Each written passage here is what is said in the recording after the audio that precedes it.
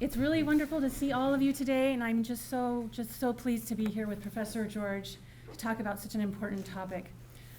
Professor, let me just first step back and think about the work you've done over the last few decades, because you might say you're one of the generals of the culture wars over the last 10 or 20, 30 years. And as I look at the different campaigns that you've led or helped to lead, the campaign to protect women and babies from the evils of abortion, then the campaign to help defend the truth of marriage between a man and a woman. Didn't go so well. Didn't go so well. We're still at it. And now this campaign to save speech from oppression. When I look at these different campaigns, I mean, the last one certainly doesn't look like the previous ones. And when I think about the academic, at the level of the academic arguments, I sort of think to myself, gosh, this is a really different thing here.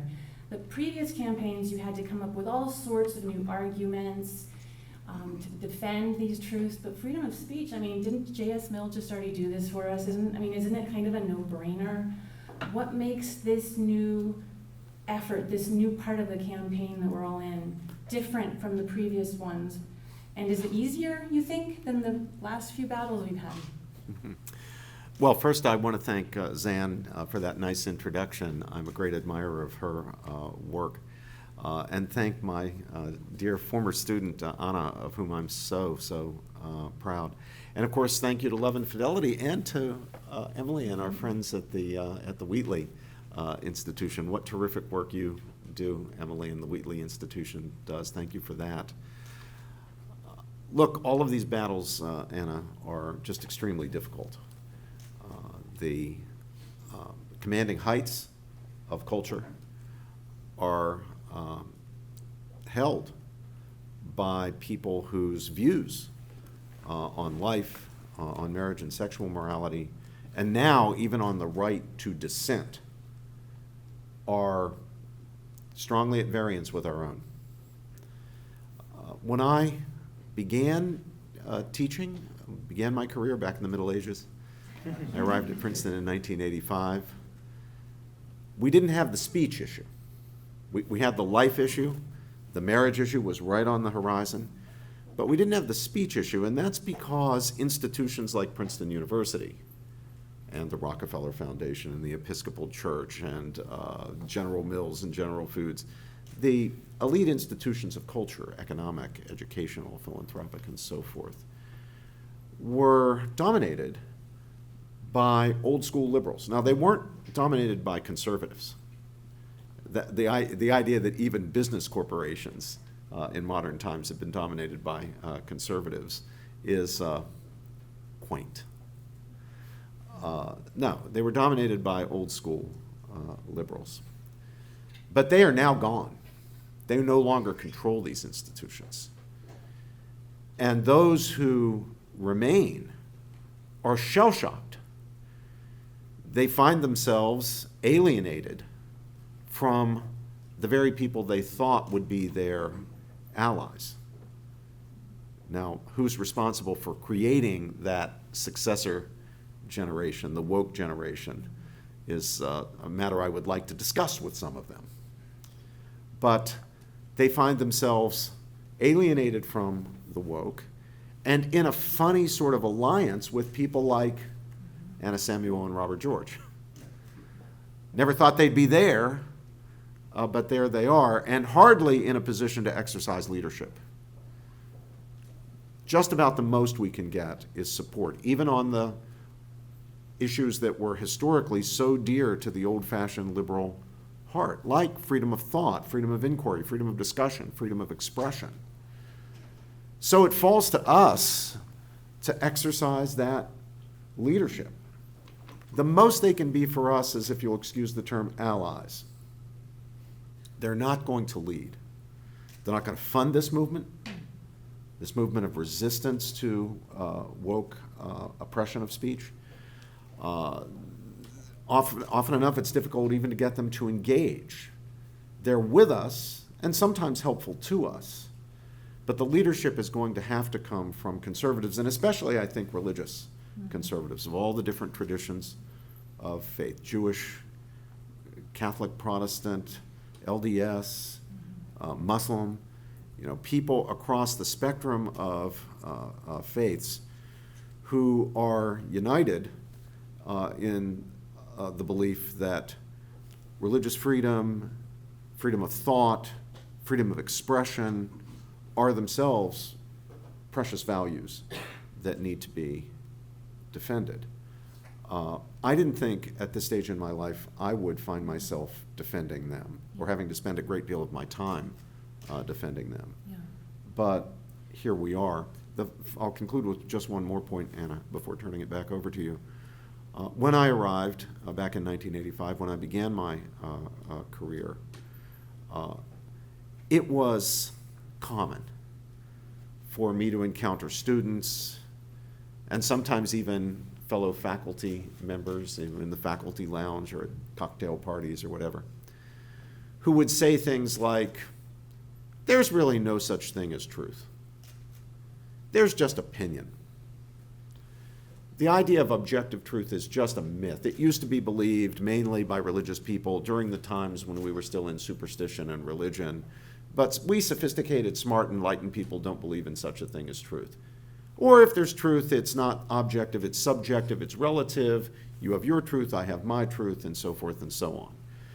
Now, very often, the very people making the argument for freedom of speech, freedom of thought, would appeal to that naive subjectivism and relativism as the predicate for belief in freedom of speech. The idea, I gather, heard it many times, was since there's really no such thing as truth, you have no right to impose your views on me in the name of truth. We need to be tolerant. It was a misguided argument.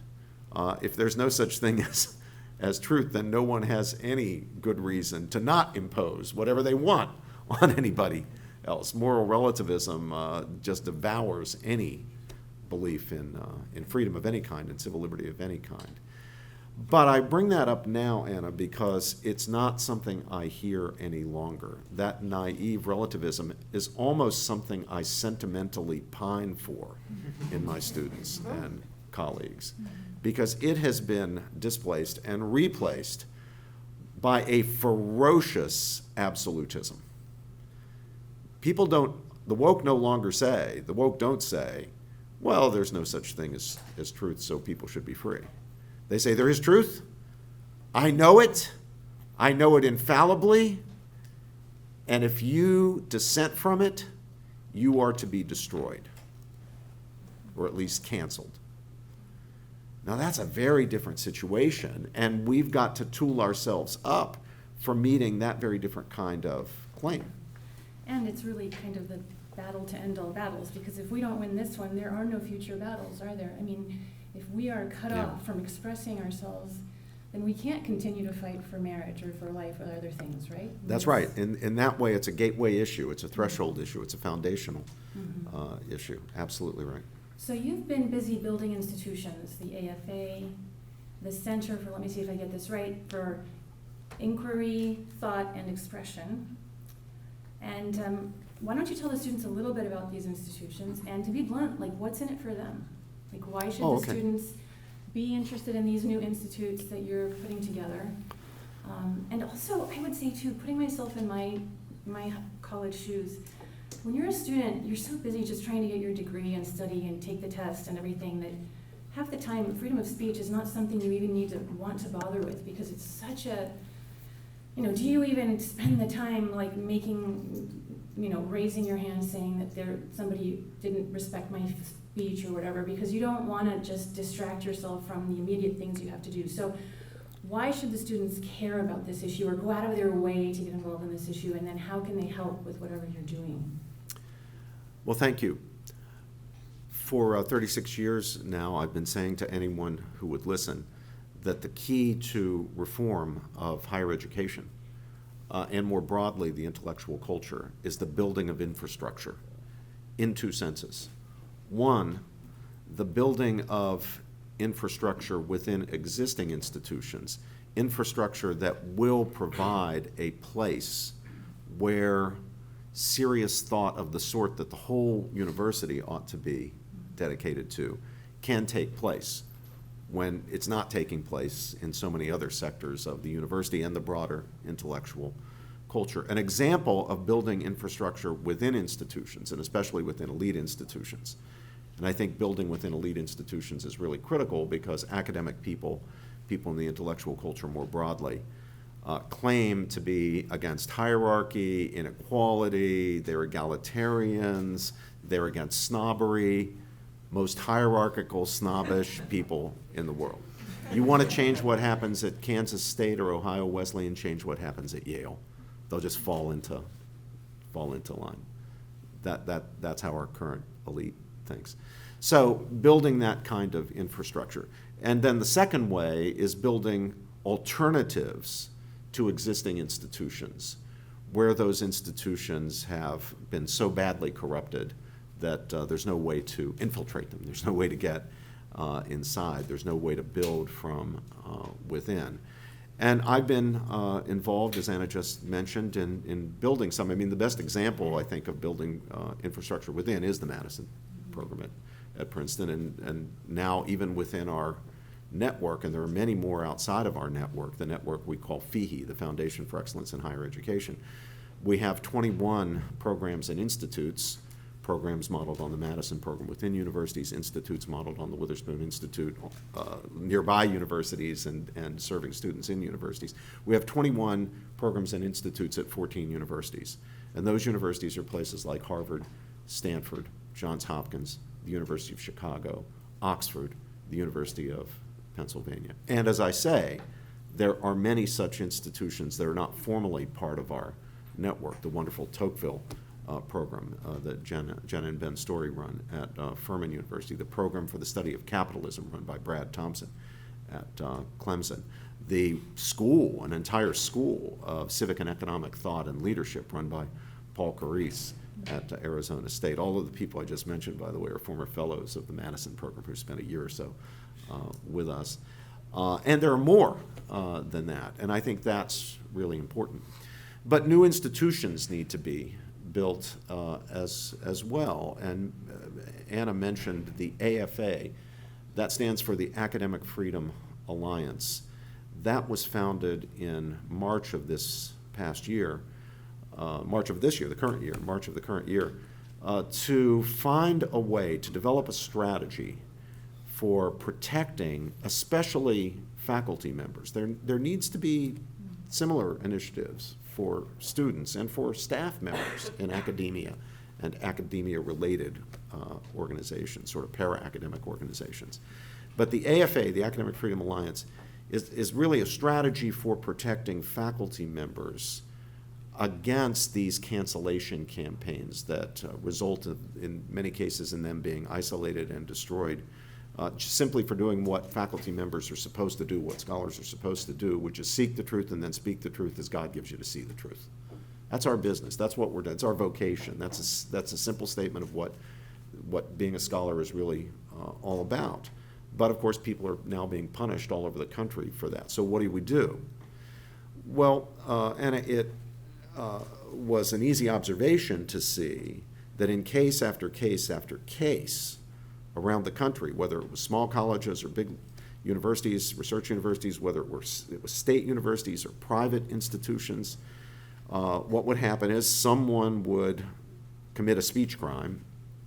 Someone would say Eskimo instead of Inuit, or someone would question some orthodoxy, or someone would simply stay quiet when they were supposed to say some magic words, like a loyalty test, a loyalty oath. What would happen is the cancellation mob would form, pressure would be applied to university administrators. University administrators, with notable exceptions, tend to be rather a craven bunch, very careerist, very focused on what the next job's going to be. They don't want trouble, they don't want hassles, they don't want headaches. So, of course, if all the pressure is coming from the mob to fire Professor Smith or to punish him or discipline him in some way, the administrators in many, many cases are just going to cave into the mob. You've seen it time and time and time again. So then what happens? Well, nobody rushes to the defense of the victim. Academics just scatter. You know, they should be there saying, wait a minute, we're standing in support of this guy, whether we happen to agree with what he said or not. We stand in support of this guy because free speech is to intellectual life what oxygen or food and water are to biological life. I mean, if we let cancellations like this happen, they will destroy the intellectual life, the integrity of our academic institutions. But academics weren't doing that. They were just getting out of the way and letting the mob devour the victim and relying on the craven administrators to, deliver the blow. Two things happened. One is Neil Ferguson, the distinguished, originally Scottish historian who now teaches at Stanford University in the Hoover Institution, floated an idea in an op-ed. He said, look at all these cancellations, look at how academics behave. We've got to do something about this. There really should be an academic version of the NATO treaty. Those of you who've studied European politics will know that Article 5 of the NATO treaty says that we nations who sign on to the North Atlantic Treaty Organization will treat an attack on one as an attack on all. So it was a deterrent strategy against the old Soviet Union. If the Soviets attack Italy, that means France and Britain and the US are already pre-committed to counterattack on behalf of Italy. And I thought, that's one heck of a good idea. That's really what we need. So I wrote to Professor Ferguson, whom I didn't know, and said, I think you got a great idea here. Where do I sign up? And he wrote back and said, well, I'm really not organizing anything. It was just an idea. I needed an op-ed, so I said, no, it's a heck of an idea. But he didn't seem to be interested in making it happen. Then one day, I happened to be watching one of these National Geographic nature shows. I love those. I don't know, any of you watch these National Geographic? They're great. And they were showing how lions hunt. So it was really a documentary about a pride of lions. And here's how lions hunt. So the lionesses do the hunting. The female lions do the hunting. The male lion just sits back. He waits till the lioness do the kill. Then he gets to eat first, by the way. It's amazingly sexist. So the male's hanging back here, just looking good. The males look grand. The female lionesses creep up on a herd of prey animals. And there's a kind of alpha lioness. There's one that the others kind of follow. So she and her group start creeping up toward the prey herd. And as they creep, they go more and more slowly, positioning themselves. They're so smart, positioning themselves with respect to the wind in such a way as their scent doesn't give them away. It's unbelievably brilliant. And so you see these lionesses, they're creeping. And then that lead lioness goes into a crouch. And then you see all of the other lionesses zeroing in on the very victim that she has identified. It's incredible I don't know how they communicate like this with each other. But they're all zeroed in. It might be an animal with a broken leg or a baby one or something like that. And now you can see that it's a herd of zebras. And there's this little zebra that they're focused in on. And then she kind of pulls back in a crouch and lunges. All the other lionesses then attack not the herd, but that victim. And what do the other zebras do? They scatter to the four corners of the earth. They're just out of there. The poor little victim gets devoured. But then they show the zebras hunting some days later, the lions hunting some days later, but a different prey herd. Now the lionesses are creeping up on a herd of elephants. And they identify a baby elephant. And the lead lioness goes into her crouch and she lunges and all the lions go after this little baby elephant. What does the elephant herd do? They do not scatter. They circle around. It's a matriarchal society, elephant society. They circle around all these female elephants, big females, circle around the little baby. And then the adolescent males who are still with the herd, once they're beyond adolescence, they leave until they have to come do their duty. But they leave. But the ones who are still with the herd, there are like 2 or 3 of these adolescent males still with the herd, they start charging at the lions. And you see this group of, they've got, virtually they've half surrounded the elephant herd. But they keep trying to get in, and they can't get in. And these adolescent males push them back, and the females are all circled around the baby, protecting the baby. And they try 3 times, and 4 times, and 5 times. And finally, they just give up. And you see the lions just walking away. And it turns out that when lions are genetically programmed, they're going to hunt any of these herbivores. But when they hunt zebras, they always eat. And when they hunt elephants, they never get a meal. They try anyway, but they never get a meal. So the light bulb goes off over my head, and I say, well, wait a minute. We academics have been a bunch of zebras. We've got to become elephants. So we created, beginning with our group at Princeton, mostly Madison Program affiliated faculty members, what has become a national organization of elephants. Ideologically diverse, from left to right, but believing in free speech. People at research universities, at small liberal arts colleges, at religious, at secular institutions who have decided that we will be the elephants and we will circle around any academic who comes under attack. We're not going to flee like the zebras. We're going to give that person support, and we're going to be like those adolescent males, and we're going to start charging at the craven administrators. We also, through the generosity of John and Daria Berry in New York, a wonderful couple and family who support causes like this, we're able to put together a legal defense fund. So when an academic comes under attack, and the president of the university or the provost or dean is tempted to yield to the pressure to punish them in some way, we fire off first a letter on behalf of all the members of the Academic Freedom Alliance. It's a very distinguished group of scholars from around the country in support of the faculty member and demanding that the president or provost or dean cease and resist. And that is followed up by a nasty gram from our lawyer saying that we will provide free, through our legal defense fund, free legal services to the victim who will sue you, and we will make sure that that person is empowered to see the lawsuit to the very end, as the French revolutionaries would say, pour encourager les autres, to set a lesson, to make an example of you, Mr. President, or Miss Dean, or Miss Provost, and your university. We need somebody to make an example of. You'd be great. And what we find is they back down. So that's the Academic Freedom Alliance. And obviously that's helpful for the students, because if they see that the professors are getting defended, that trickles down to them as well. Yeah, I mean, the real problem, Anna, for students today, and this is also true to some extent with faculty members, is self-censorship. Yeah. Self-censorship. You probably, I'm probably not breaking any news to you because you're students, right? I don't know if you guys do it yourselves, but if not, you know people who just don't say certain things in class because they don't want to take the heat for it. So they can't actually feel they can't say what's on their mind. Sometimes they can't even say what they believe on exams or papers because they're afraid that the faculty member might punish them. We really need to push back against that self-censorship. And we need courage. We need courage from faculty members, and we need courage from students. I want to tell you, you have no permission slip from me.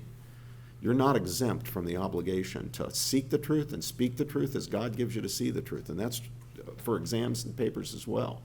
And if you have faculty members who are indoctrinating you, if you're in a course and you look at the syllabus and it's talking about controversial issues and all the readings are on one side, and the professor's lectures only present one side, you need to pay a visit to the professor in office hours. You don't have to make it a big confrontation. You could just go in and say, you know, Professor Jones, I'd really like to get a sense of what people on the other side of this issue, let's say affirmative action, abortion, marriage, whatever it is, I'd like to get a sense of what those scholars who are on the other side of this issue have to say. I'd like to see what their arguments are. Could you recommend, I can't find any readings on your reading list that provide that. Now you've got the knife in. Could you tell me about some, and I'll look them up. I'll go to the library. I'll look them up online so that I can see what they have to say. You don't have to go in and say, I disagree with you. You don't have to go in and say, you're indoctrinating me. Just say, I want some suggested readings from you. They'll get the message. Which really leads me to the question that I want to focus on, which is that a lot of this freedom of speech discourse is focused on negative freedom, right? How our freedom to speak is being oppressed, how the woke mobs and the cancel culture is stopping us from speaking freely. But to use our freedom of speech positively, we need more pointers, don't we? Mm-hmm. We need to talk a little bit more about how to speak freely in a way that pursues ideals. And I would love for you to tell the students more, give them more examples like this one, particularly when they're discoursing with peers or other students who are ideologically opposed to them. Can you give them some advice on just what kind of a manner to take, how to pick their battles, give us examples of students who've done a really good job of speaking freely so that they can have something to imagine for themselves? Well, I would point to you, Anna, as one of my textbook examples. I'd point to, just from my own students, some of you know Zan's boss, Ryan Anderson, now president of the Ethics and Public Policy Center. Such a winning, unflappable, brilliant debater, and not someone who argues for victory. I wouldn't want you to be that kind of person. But someone who genuinely argues for truth, but who understands the best arguments on the other side. That's critical, by the way. You need to understand your adversary's arguments better than he or she does, and then know why you aren't buying it. And you need to present the counter-arguments in a respectful, winning, but firm way. Sharif Girgis, he might be the best example, or Mayor Solovey. Now I'm starting to think through my students. I've got all these brilliant students who are so effective. And they're effective because they're genuine truth seekers. They're not just debaters.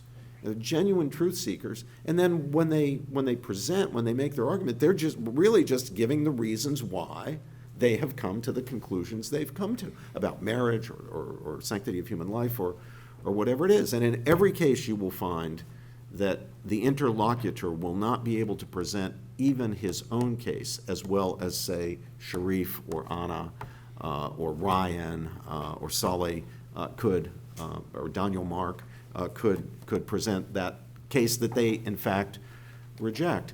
I like to put it this way.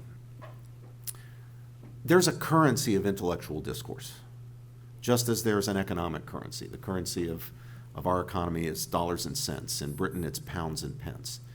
The currency of intellectual discourse consists of reasons, arguments, and evidence. Those are the dollars and cents and pounds and pence. Reasons, arguments, and evidence. And you need to be able to provide, in support of your positions on anything, the reasons, arguments, and evidence.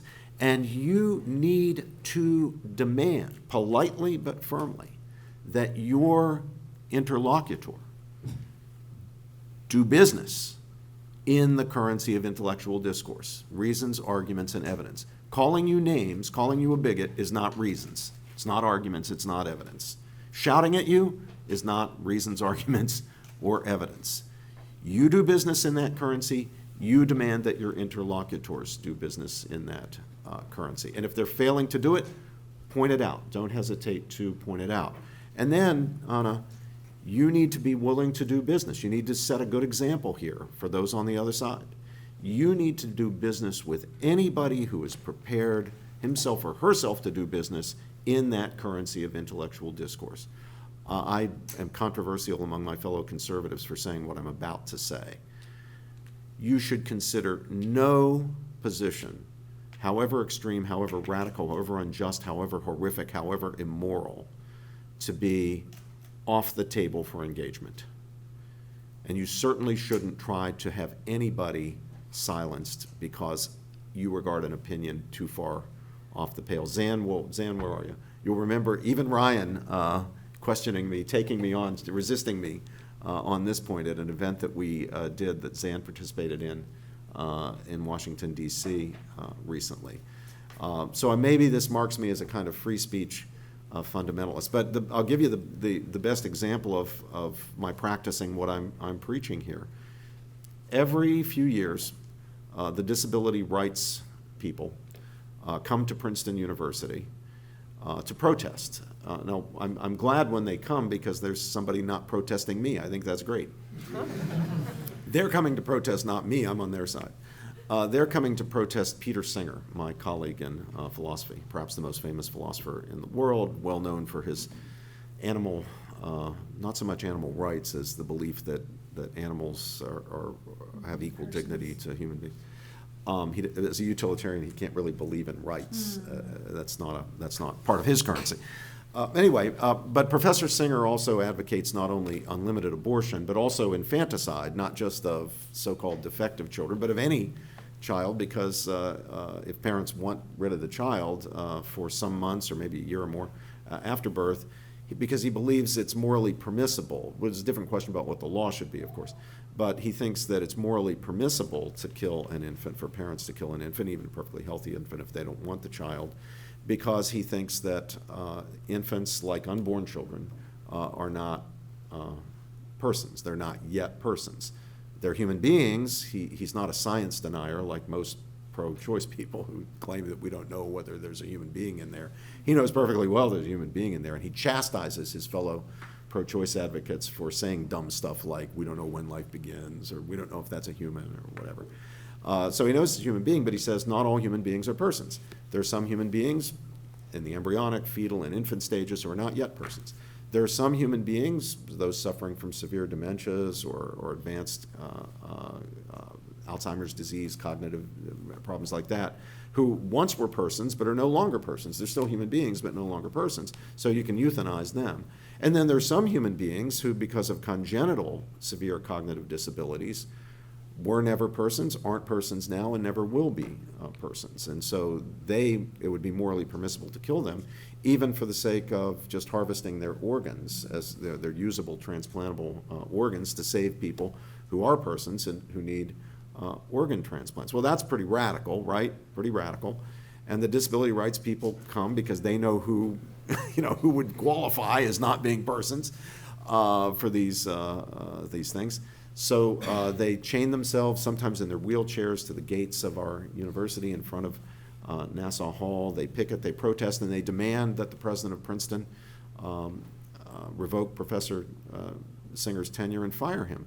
And I'm always the first guy, including in print, to come to Professor Singer's defense. He's the faculty member of the entire faculty who's furthest from my views about these bioethical issues, but I'm in line to defend him because he does business in the proper currency of intellectual discourse. He provides reasons, makes arguments, gives evidence. I don't think the arguments work. I think they fail.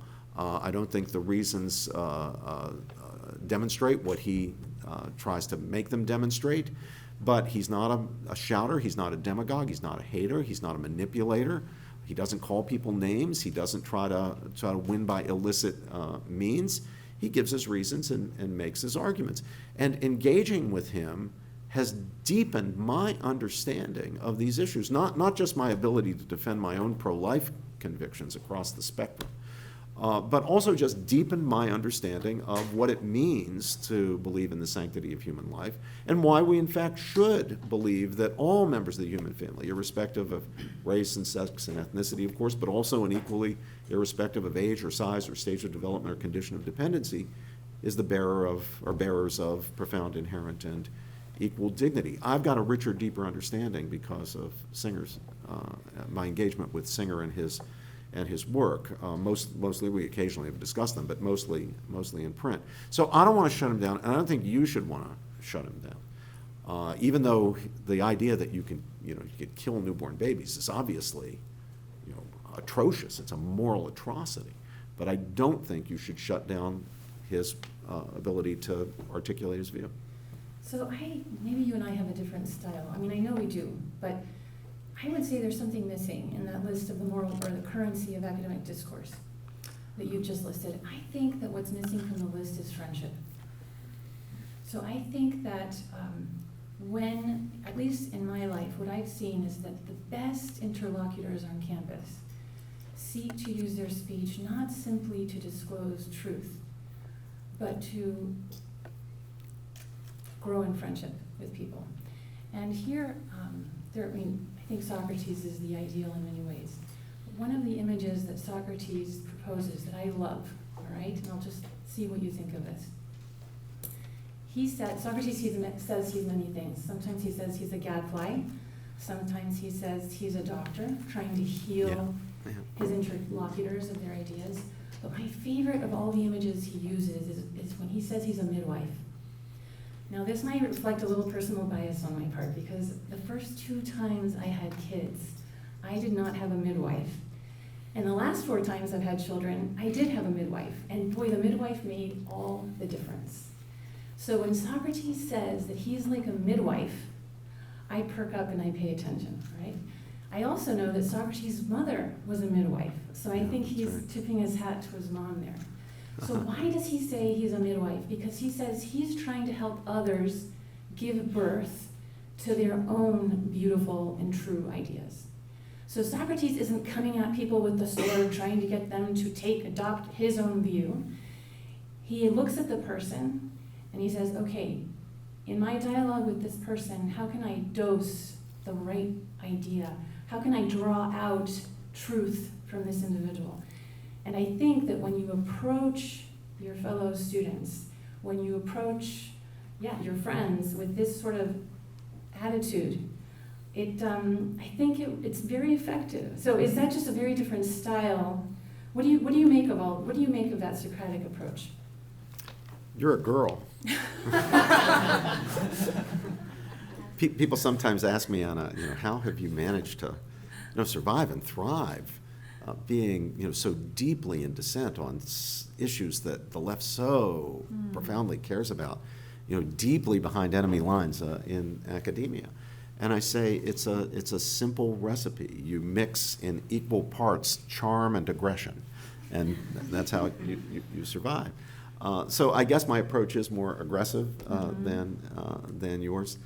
Although Socrates is my model and my hero, sometimes my conservative friends, lately my conservative friends are accusing me of being a liberal, and I think it's partly because of my free speech fundamentalism, I suppose. But when my conservative friends accuse me of being a liberal, they think I'm getting my ideas about free speech from Enlightenment thinkers. And some contemporary conservatives really think the Enlightenment is the enemy. It's a very complicated story. There's not even such a thing as the Enlightenment. The Enlightenment is a bunch of different things different enlightenments. Alistair McIntyre correctly makes that point. But actually, it's not where it comes from for me. It comes from antiquity. It comes from Socrates. Now, I didn't know Socrates personally. I mean, might be from the Middle Ages, but not from antiquity. But he's been my guide star. He changed my life when I read the Dialogue Gorgias. So he is the model. But he can be a very tough interlocutor. He's not gentle. Sometimes he's not gentle. Nor is Jesus gentle when he runs the money changers out of the temple, or when he declares that some of the people who are challenging him are a brood of vipers. Now, I'm not suggesting that you go calling your left-wing friends broods of vipers. Things like that probably wouldn't work. And I agree that you shouldn't unnecessarily alienate people.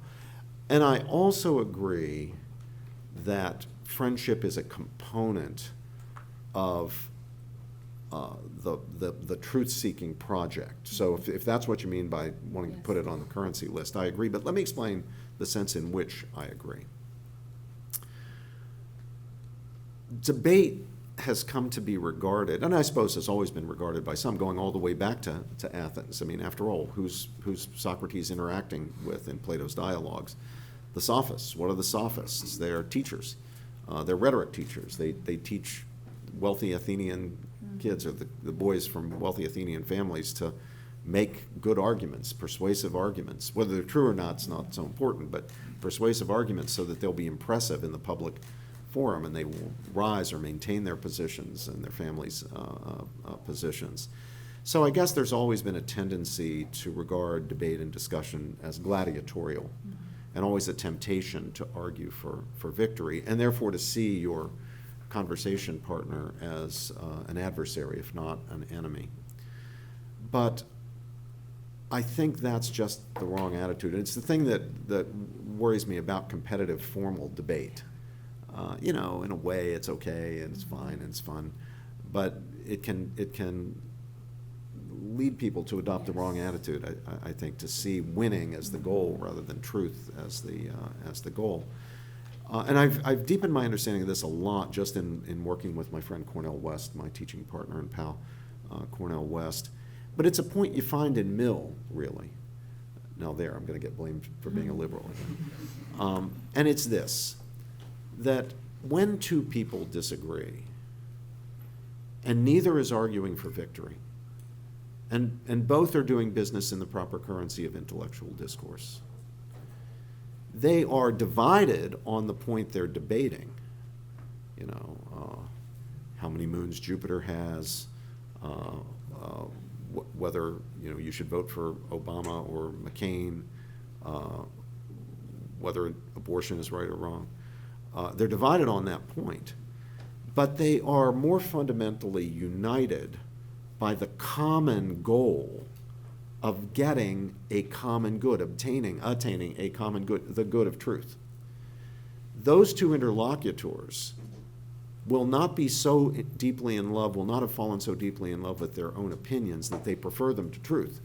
They're putting their opinions at stake, on the line, subjecting them to scrutiny from the other interlocutor for the sake of figuring out whether they might be wrong and getting to the truth. Now, those two people, those two interlocutors, I feel this all the time when I'm in dialogue with Cornell.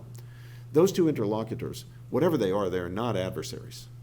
And they're certainly not enemies. They are rather friends. They're united in friendship by the common good. Friends have to have something that unites them, otherwise they're not friends. There's got to be something around which they integrate themselves together. That's the core of their relationship. And that can be, in my case in Cornell's, is truth-seeking. We're both after the same thing. We're after the truth. So we're working together. We're cooperating. It's dialectical. We're doing it by giving arguments on one side, giving arguments on the other side. He's in a certain place, I'm in a different place with respect to the question. But we're cooperating in the pursuit of truth. We're integrating our friendship, our relationship around the pursuit of truth. So there, I think, is the sense in which friendship is a critical dimension of the truth-seeking enterprise.